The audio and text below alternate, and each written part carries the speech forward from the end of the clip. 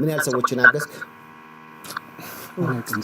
ሲወቃቸው 5 ዓመት ማካገለገልክ ቀሪውን ደግሞ ፊቱና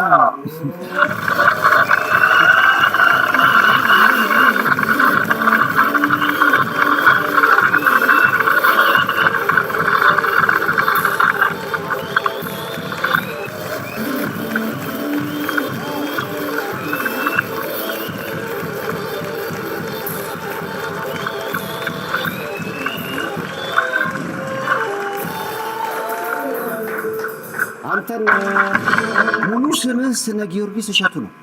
አዎ። የባህር ዳር ልጅ ነህ? የባህር ዳር ልጅ። አዎ። ኳስ ተጫዋችም ነበርኩ።